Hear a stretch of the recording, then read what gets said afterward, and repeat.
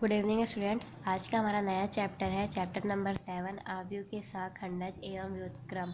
हमें यहाँ पर पढ़ना है कि आव्यूह के सहखंडज और उसका व्युत्क्रम हम किस प्रकार निकालते हैं। तो हम देखते हैं कि आव्यूह का सहखंडज क्या होता है। इसे मैं आपको डायरेक्ट एग्जाम्पल से बताती हूँ, फिर मैं डेफिनेशन के रूप में आपको एक्सप्लेन करूँगी। मान लेती हूँ मेरे पास एक आव्यूह है A11, A12, A13, A21, A22, A23, A31, A32, A33। तो यहाँ पर एक चीज़ का हमेशा ध्यान रखिएगा, अगर कभी भी आपको आव्यूह का सहखंडज निकालना है तो वो जो आव्यूह है वो हमेशा वर्ग आव्यूह होना चाहिए, चाहे वो 2x2 का हो, 3x3, n×n, किसी भी का हो, किसी भी कोटि का हो, बट वो हमेशा वर्ग आव्यूह होना चाहिए, तभी उसका सहखंडज और व्युत्क्रम निकालना पॉसिबल है। तो मान लेते हैं यहाँ पर हमारे पास आव्यूह ए है। ये जो आव्यूह है वो मेरा 3x3 का आव्यूह है। तो अब मुझे कुछ नहीं करना है, इस आव्यूह का सहखंड निकालेंगे।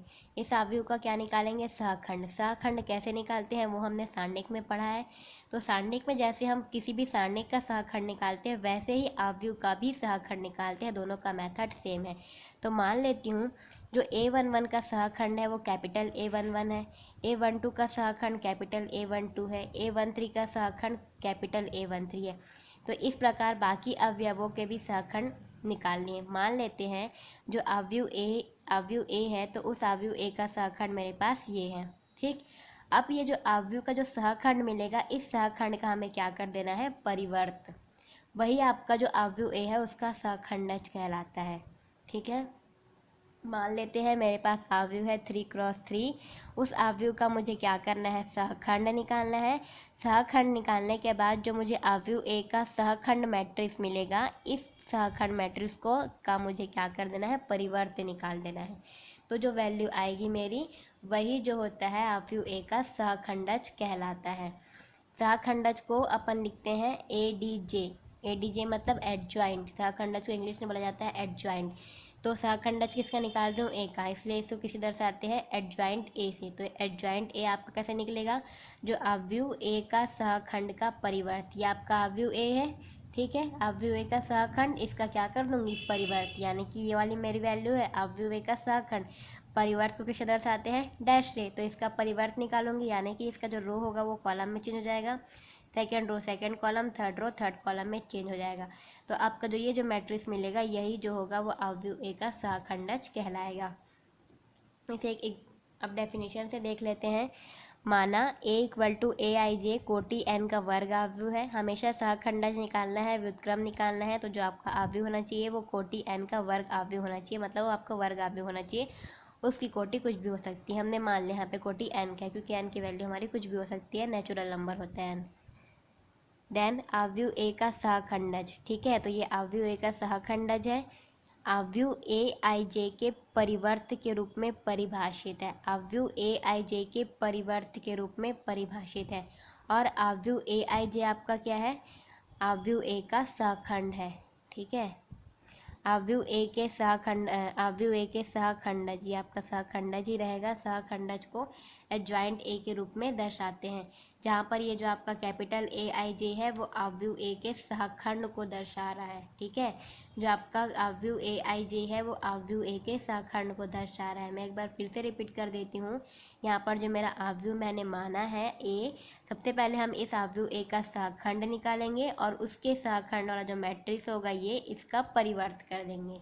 बस इसका परिवर्त कर देंगे तो जो हमारी वैल्यू आएगी उसी को ही हम बोलेंगे ए का सहखंडज। अब अगर आपके पास कोई आव्यूह ए है और उसका सहखंडज है एडजॉइंट ए, तो उन दोनों के मध्य संबंध देख लेते हैं। A into adjoint A equal to adjoint A into A equal to determinant A I M. ठीक है, ये आपका सब संबंध होता है। आप ए का मल्टीप्लाई एडजॉइंट ए से करिए या एडजॉइंट ए का मल्टीप्लाई ए से करिए, दोनों की वैल्यू बराबर होगी। या फिर जो आपके पास मैट्रिक्स ए होता है, जो मैट्रिक्स दिया होता है, उस मैट्रिक्स का आप क्या निकाल लीजिए? डिटर्मिनेंट, और उसका मल्टीप्लाई उसी कोटि के वर्ग आव्यूह, उसी कोटि के इकाई आव्यूह से करिए।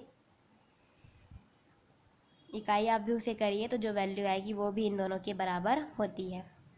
यहाँ पर आपका ए क्या है, एन कोटि का वर्ग आव्यूह है, और आई एन जो है वो एन कोटि का तत्सम आव्यूह है, तत्समक आव्यूह है। जो इस ए की कोटि होगी वही आपकी आई एन की कोटि होगी। ठीक, अब नेक्स्ट हम देखते हैं कि जो हमारे पास मैट्रिक्स दिया है 1 2 2 1, इसका सहखंडज ज्ञात करना है। एग्जाम्पल देखते हैं सहखंडज कैसे ज्ञात करेंगे। जैसे कि मैंने कहा, आपके पास जो आव्यूह ए है उस आव्यूह ए का आप सबसे पहले क्या निकालिए, सहखंड निकालिए। इस आव्यूह ए का सहखंड निकालना है, तो मान लेती हूँ ये जो आव्यूह ए है इसके इक्वल टू मैंने मान लिया A11 A12 A21 A22। ऐसा मानने से मुझे यहाँ पर सहखंडज निकालने में आसानी होगी, क्योंकि A11 का सहखंडज A1 कैपिटल A11 होगा, A12 का सहखंडज कैपिटल A12 होगा, A21 का सहखंडज कैपिटल A21 होगा, A22 का सहखंडज कैपिटल A22 होगा। तो ये निकालने में मुझे आसानी होगी, इसलिए मैंने मान लिया। ठीक है, अब मुझे क्या करना है, सहखंडज निकालना है। सहखंडज कैसे निकालते हैं, कौन, जैसे पहले अवयव मुझे A11 का सहखंड निकालना है, यानी कि A11 किसके बराबर है, आपका 1 के बराबर, 1 का सहखंड निकालना है। तो आपको कुछ नहीं करना है, -1 की पावर क्या लिखनी है, यहाँ पर जो A11 का निकालना है, A11 की वैल्यू सहखंडज क्या होगा, कैपिटल A11। तो यहाँ पर बेस में क्या लिखा है, 1 और 1, तो यहाँ पर क्या लिख देंगे हम, 1 + 1, -1 की पावर 1 + 1।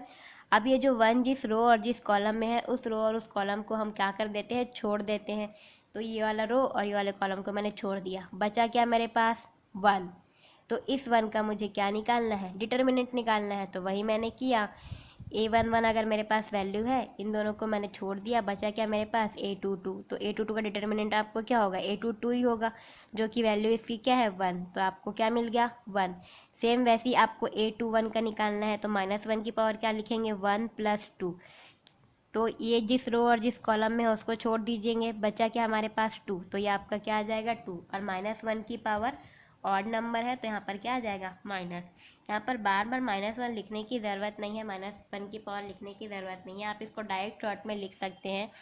जैसे ए के बेस में क्या है, 1 और 1 है, 1 और 1 को प्लस करूँगी तो क्या आएगा, 2। वही तो यहाँ पर करते हैं हम, -1 की पावर, अगर -1 की पावर 2 है यानी कि इवन नंबर है, तो वैल्यू प्लस हो जाएगी। यहाँ पर 1 + 2 है, यानी -1 की पावर क्या हो जाएगा, ऑड नंबर, तो यहाँ पर क्या आ जाएगा, माइनस आ जाएगा। 2 + 1 यानी -1 की पावर क्या हो गया, ऑड नंबर, इसलिए यहाँ पर आपका क्या आया है, माइनस। A22 मतलब यहाँ पर -1 की पावर 2 + 2 यानी कि 4, इवन नंबर, इसलिए यहाँ पर आपका क्या आ गया, प्लस। यानी -1 की पावर अगर ऑड रहेगा तो वैल्यू प्लस में आएगी, -1 की पावर अगर इवन रहेगा तो वैल्यू आपकी माइनस में आएगी। सेम A21 का आपको निकालना है, तो यहाँ पर वही -1 की पावर 2 + 1, जिस रो और जिस कॉलम में है उसे छोड़ दे, बचा कि आपके पास 2। तो ये आपका हो गया -2। वैसे ही A22 का निकालना है, तो आपकी वैल्यू आ जाएगी, A22 का निकालना है तो ये जिस रो और जिस कॉलम में उसे छोड़ देंगे, बचा क्या मेरे पास, ये 1। तो इसकी वैल्यू आ जाएगी 1। तो मैंने ए का क्या निकाल लिया, सहखंड निकाल लिया। तो मैं यहाँ पर क्या लिखूंगी, आव्यूह ए का सहखंड। आव्यूह ए का सहखंड क्या होगा, इस A11 का सहखंड क्या है, कैपिटल A11।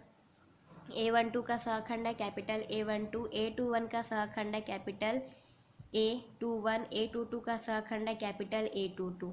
इसकी वैल्यू पुट कर दीजिए, A11 की वैल्यू है 1, A12 की वैल्यू है -2, A13 की वैल्यू है -2, A22 की वैल्यू है 1। बस जैसे कि मैंने बोला था, आपको ए जो आव्यूह दिया होगा उसका आपका केवल सहखंड निकालना है। सहखंड निकाल लिया, अभी जो सहखंड वाला आव्यूह आपको मिला है इसका परिवर्त कर दीजिए।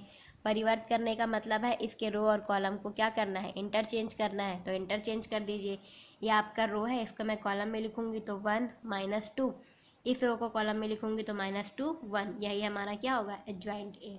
ठीक है, मैक्सिमम बच्चे इसमें कंफ्यूज होते हैं कि एडजॉइंट ए किस प्रकार निकालते हैं। आपको ज़्यादा कुछ नहीं करना है, बस आपको केवल याद रखना है जो हमको आव्यूह दिया रहेगा, हमें उसका सहखंड आव्यूह निकालना है।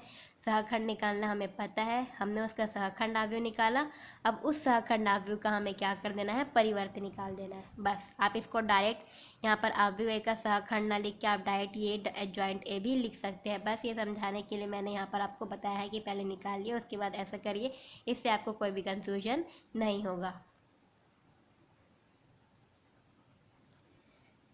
नेक्स्ट क्वेश्चन है हमारा, यदि a = 133 143 134 आपको दिया है हो तो सत्यापित कीजिए कि a × adjoint a determinant A into I equal to adjoint A into A. यहाँ पर आपको ए दिया है और आपको ये सत्यापित करना है, सिद्ध करना है, ठीक है, जैसा कि हमने इसके पहले प्रमेय में पढ़ा था। इस क्वेश्चन का मैंने इसलिए लिया है क्योंकि यहाँ पर सत्यापित भी हो जाएगा और आपकी जो ए है उस ए जो आपका 3x3 का मैट्रिक्स है, इसका हम एडजॉइंट ए निकालना भी देख लेंगे। तो मान लेते हैं ए इक्वल टू, ये हमको दिया, सॉरी यहाँ पे दिया है, मानने की ज़रूरत नहीं है, दिया है ए इक्वल टू ये वैल्यू। अब इसके इक्वल टू मान लेते हैं, ये मेरा A11 है, A12 है, A13 है, A21 है, A22, A23, A31, A32, A33 है, ठीक है। अब हमें इसका क्या निकालना है, क्या निकालेंगे हम, इसका सहखंड। इसका हम सहखंड निकालेंगे तो आव्यूह ए का सहखंड आपका क्या हो जाएगा, A11, A21, A31। तो हमको निकालने में यहाँ पर थोड़ा कन्फ्यूज़न हो सकता है, इसलिए मैं यहाँ पर सब वैल्यू को पहले लिख लेती हूँ, ए की वैल्यू को, ताकि मैं अच्छे से आपको एक्सप्लेन कर सकूँ। ये मेरी ए की वैल्यू है, ठीक है। सबसे पहले मुझे क्या निकालना है, A11 का सहखंड निकालना है। इसको किससे रिप्रेजेंट करेंगे, कैपिटल A11 से। -1 की पावर आपका हो जाएगा 1 + 1। इसका सहखंड निकालना है, यहाँ से इसको दबा दीजिए, यहाँ से इसको, सॉरी दबाना नहीं, इसको छुपा दीजिए।